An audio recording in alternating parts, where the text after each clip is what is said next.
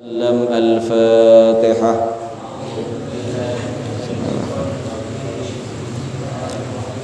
الرحمن الرحيم مالك يوم الدين إياك نعبد وإياك نستعين اهدنا الصراط المستقيم صراط الذين أنعمت عليهم غير المغضوب عليهم ولا الضالين آمين. السلام عليكم ورحمة الله وبركاته.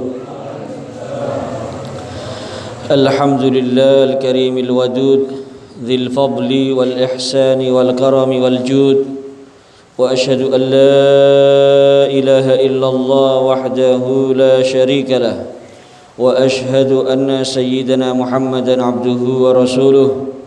اللهم صل وسلم وبارك وكرم على سيدنا ومولانا محمد زين الوجود صاحب المقام المحمود معدن الكرم والجود، وعلى آله وأصحابه والتابعين ومن تبعهم بإحسان. فرج كروب أمته وأصلح شؤونهم يا بر يا ودود. أما بعد، رب اشرح لي صدري ويسر لي أمري واحلل عقدة من lisani yafqahu qawli. Yang saya hormati dan saya muliakan para asatid, para sesepuh segenap takmir Musalla Al-Ikhlas, hadirin dan hadirat yang dirahmati Allah Subhanahu wa taala. Alhamdulillah, pertama-tama kita panjatkan rasa syukur kehadirat Allah Subhanahu wa taala. Saat ini kita bersama-sama berkumpul dalam kebaikan, dalam amal soleh, dalam ibadah kepada Allah Subhanahu wa taala. Salawat serta salam kita haturkan dan kita hadiahkan kepada beliau junjungan kita, teladan kita, Nabi besar Muhammad sallallahu alaihi wa alihi wasallam. Hadirin dan hadirat yang saya hormati dan saya muliakan, masih melanjutkan tentang pentingnya mengamalkan ilmu.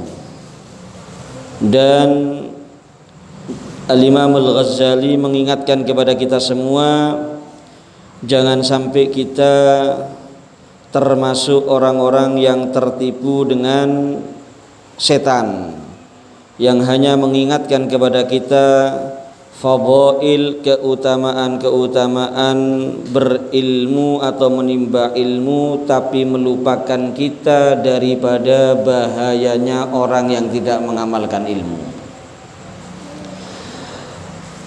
Al-Imam Al-Ghazali jelaskan kepada kita, selain beliau menjelaskan tentang ayat Al-Quran, tentang hadis Nabi SAW yang isinya menjelaskan keutamaannya ilmu, beliau menjelaskan kepada kita juga hadis-hadis tentang bahayanya orang yang tidak mengamalkan ilmunya. Cuma ojo wedi panjenengan ki wedhu lek ngono merawasno ngaji ki kliru dudu. Lek kepingin selamat niku nggih ngaji, nggih diamalaken niku paling tepat niku. Di antaranya Al-Imam Al-Ghazali beliau menjelaskan kepada kita an qaulihi sallallahu alaihi wasallam, dawuni Kanjeng Nabi Muhammad sallallahu alaihi wasallam, marartu lailata usriya bi aqwamin tuqradu shifahuhum bi maqaridha min nar. Kanjeng Nabi niku menceritakan, kata beliau, ketika saya Isra dan Mi'raj, saya melewati satu kaum yang bibir mereka digunting dengan gunting dari api neraka. Fakultu, maka saya bertanya kepada kaum tersebut, man antum, siapakah kalian? Qalu, mereka menjawab, kunna na'muru bil khairi wala na'ti wa nanha 'anil syarri wa na'ti.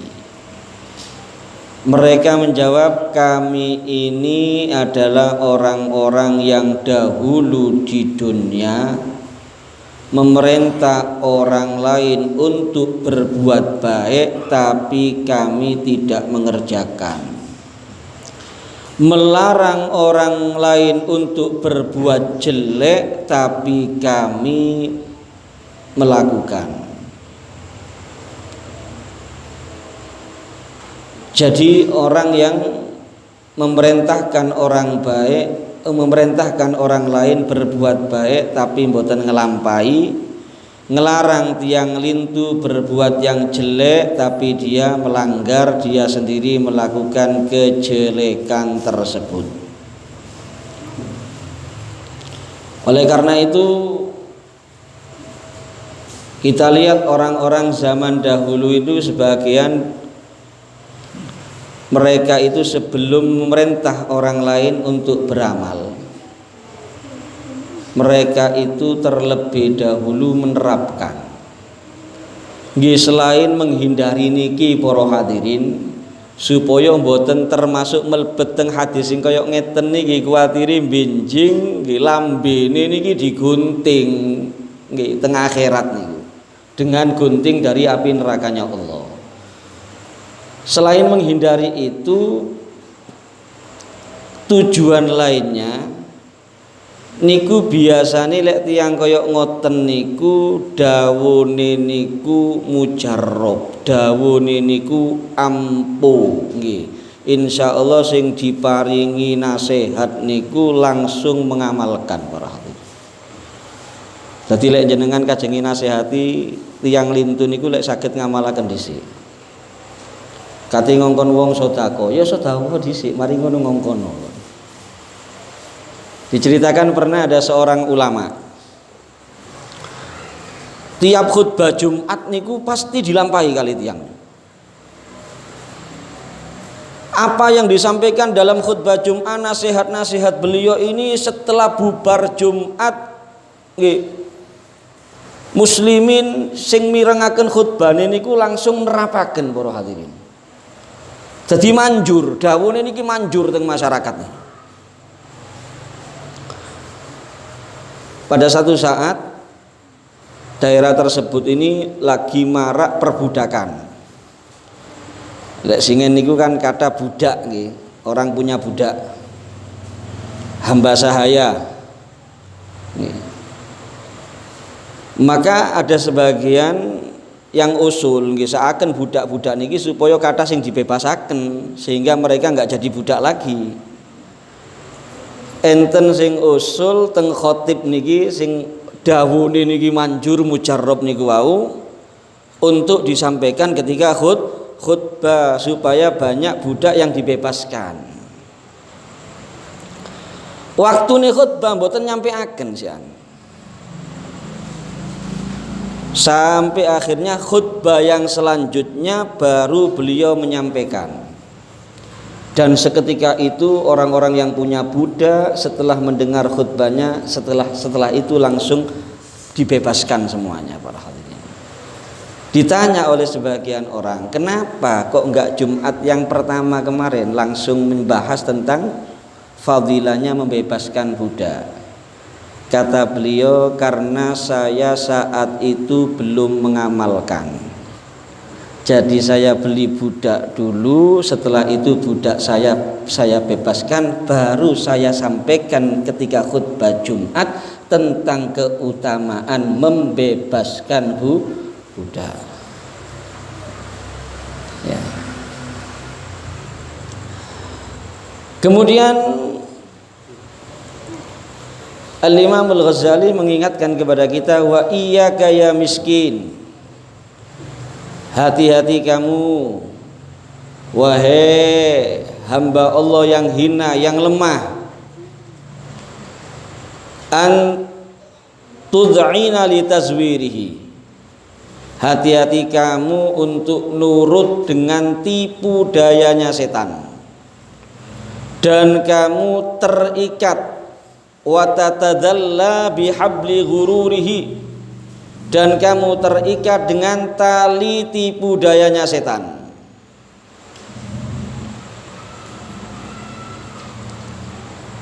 Karena disebutkan fawailun lil jahil haitsu lam yata'allam marratan wahidah wa wailun lil alim haitsu lam ya'mal bima alima alfa marrah.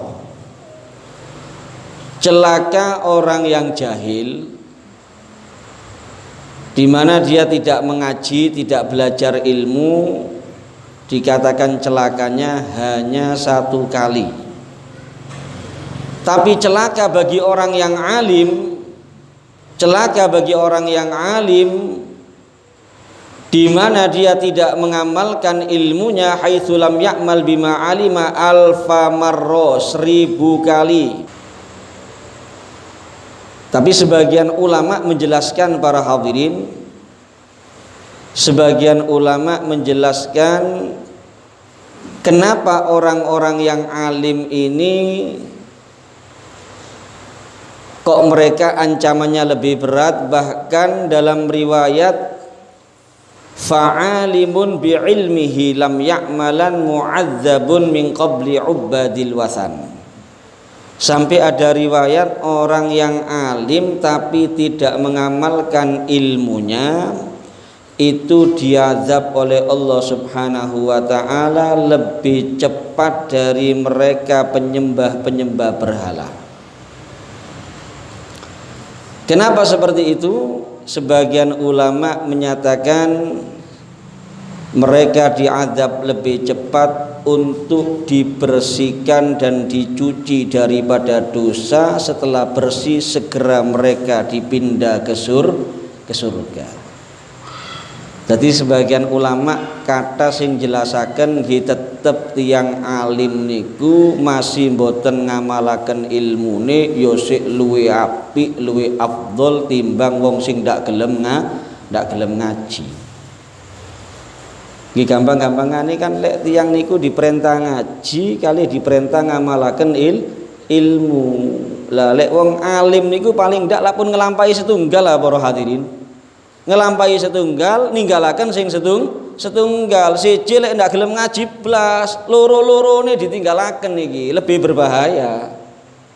Oleh karena itu sebagian riwayat niku sampai Kanjeng Nabi Muhammad SAW niku dawuh al-alimu habibullah walau kana fasiqon wal jahilu aduwullah walau kana abidan. Orang alim itu masih dicintai Allah walaupun dia fasik. Insya Allah barokah nggak ada ilmu tasik saged tobat, tasik saged sadar, tasik saged husnul khotimah. Insya Allah mboten sampai kebabas, sampai murtad, nggih pejane mboten beto Islam krana napa nggak ada ilmu tasikan.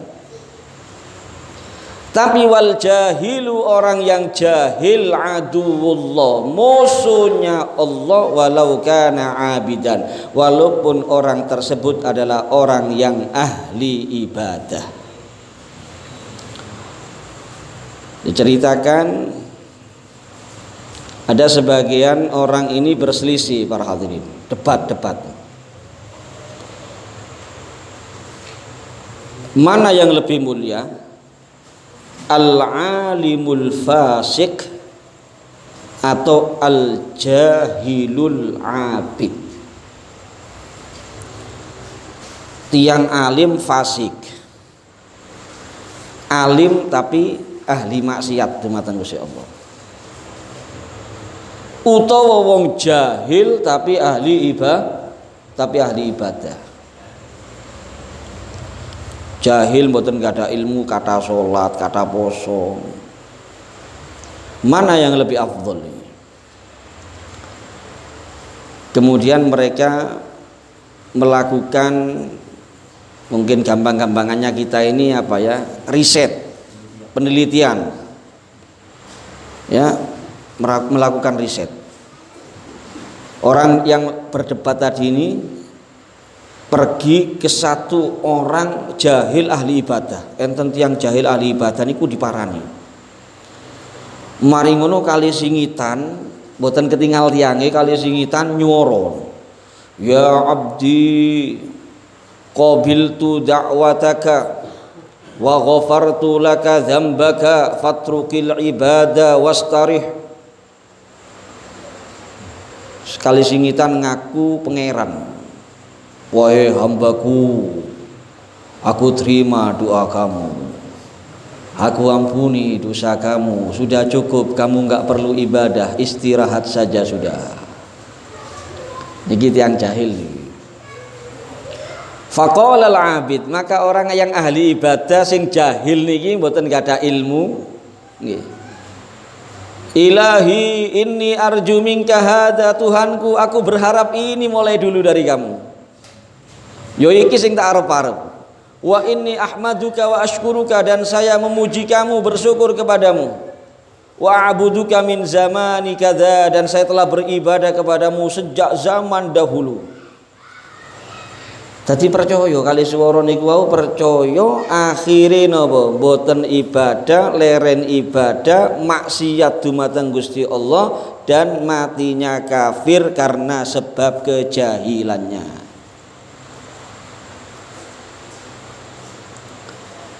Kemudian setelah itu dzahaba ahadum minhum ilal alimil fasik.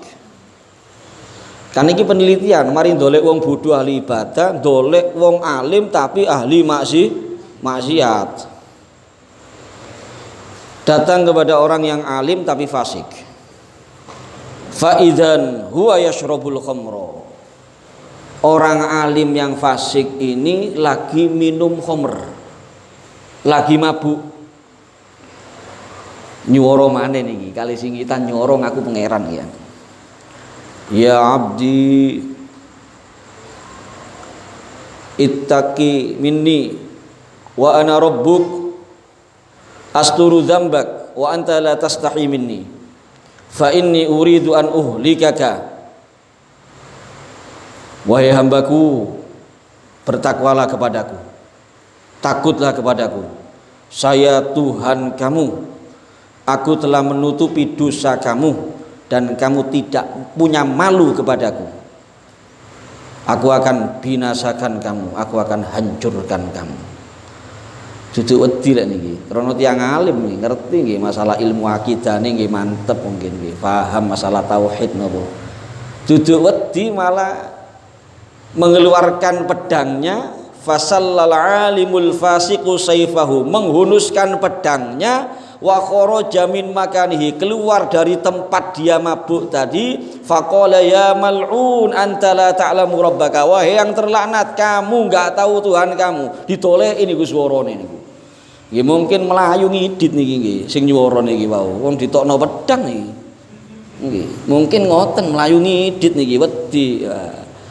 Ya, fa inni u'allimuka rabbak, saya mau ngajari kamu siapa Tuhan kamu. Ngerti lek gak mungkin Tuhan niku saged nyuwara dipireng kali menungso paham. Krana napa? Krana tiyang niki enggak ada ilmu, sehingga dari hasil penelitian ini mereka meyakini orang alim walaupun fasik itu masih lebih mulia daripada orang jahil ahli ibadah. Napa maneh jahil mboten ahli ibadah, tambah nemen nih. Oleh karena itu para hadirin, tetap jangan kita takut tidak mengamalkan ilmu kemudian kita tidak mau hadir majelis. Aku wedi ndak nglakoni, wedi ndak ngamalaken, kesalahan besar itu malah.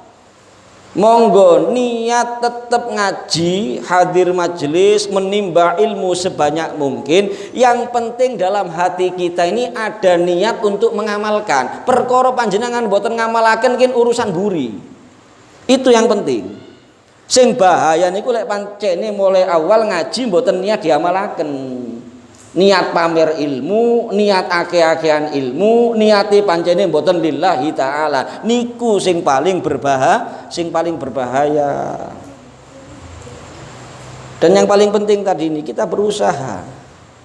Ketika kita menyampaikan kepada orang lain kebaikan, panjenengan gak ada ilmu nggih. Masih nasihati nang bojo, nasihati nang anak, lek saged panjenengan piyambak nggih nglampahi supaya nasihat niku teman-teman manjur mujarrab. bisa diterima dengan baik oleh orang-orang yang kita nasihati.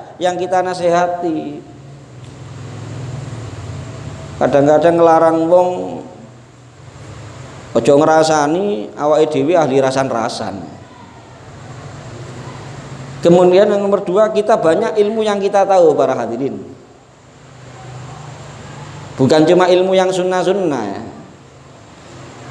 Ilmu kita banyak mengerti yang wajib. Ilmu banyak yang ngerti kita ini yang dilarang oleh Allah Subhanahu wa ta'ala, tapi tidak sedikit selama ini yang masih kita terjang. Ini termasuk salah satu kali masalah yang paling parah, yang dianggap lumrah, dianggap biasa niku ngerasani tiang niku. Kan kita semua sudah ngerti ilmunya kan, riba itu adalah haram. Memang boleh dalam keadaan-keadaan tertentu untuk maslahat, boleh kadang-kadang. Contohnya sing oleh riba niku panjenengan niku kepingin tiang sing ngelampahi mboten sae wau niku dinasehati kali tiang lintu sing kira-kira mampu nasehati, bu ustad, bu wong alim, bu toko. Niku mboten napa-napa sampeyan jelasaken kekhilafan-kekhilafane, kesalahan-kesalahan tiang niku wau supaya saged nasehati ini tepak. Enggak apa-apa kalau seperti itu. Contoh lain, ada orang yang berbahaya. Artinya lek dijak urusan kerja niku merawasno, sering ngemplang duwike wong, panjenengan semerap, koncone jenengan ditekani kate dijak kerja sama bisnis. Gak oleh meneng malah lek kaya ngoten niku. Ribane wajib kadang-kadang. Lek kira-kira koncone jenengan wau cek gak keblobok cukup sampean kandhani tok, ojo kerja sama ambek iku ojo. Lek ngono tok pun cekap nggih ngoten tok mboten napa-napa. Tapi lek sik gak mantep opo sik kepingin ae baru panjenengan jelasaken niku ngene lho. Bahaya, amblas lho dhuwitmu nggo. Nah, niku hibah sing ndak apa-apa enten kaya ngoten. Tapi lek hibah gak ono gawene. Kadang-kadang lah ndak krasa apa maneh ibu-ibu. Ana wong salah titik niku ndek kampung niku kene yuk kene yuk tak kandhani yuk. Tapi aja kondo-kondo wong yo kontok sing tak kandhani. Sing siji ning ngono, yuk pinggire maneh tak kandhani aja kondo-kondo tok yo gak ono sing tak kandhani, kontok sing tak kandhani sak perumahan ro kabeh akhire.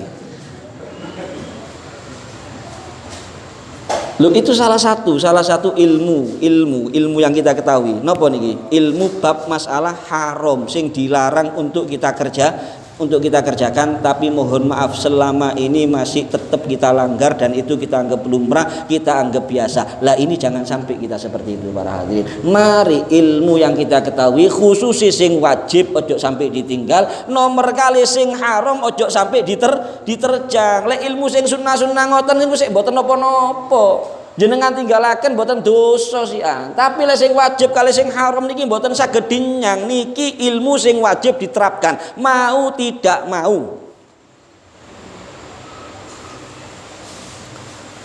Ya, masih banyak lagi nih Imam Al-Ghazali menjelaskan kepada kita tentang hal-hal yang berkaitan dengan thalabul ilm sebelum kita mulai memasuki pembahasan-pembahasan lain. Nanti di pertemuan yang akan datang Al-Imam Al-Ghazali akan menjelaskan kepada kita manusia dalam menimba ilmu itu terbagi 3 keadaan.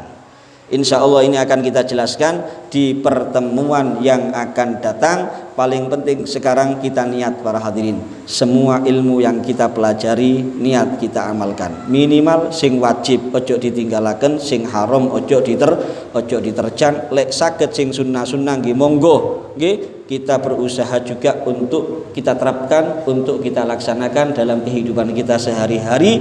Dan yang tidak kalah pentingnya, setiap kita mau memberikan nasihat kepada siapapun, kita berusaha untuk mengamalkan nasihat tersebut. Sehingga insya Allah dengan itu kita berharap nasihat-nasihat kita akan ampuh masuk ke dalam hatinya orang yang kita beri nasihat, sehingga mereka mau menurut dan mereka mau mendengarkan nasihat kita, lebih-lebih keluarga kita sendiri. Ini saja, kurang lebihnya mohon maaf. Assalamualaikum warahmatullahi wabarakatuh.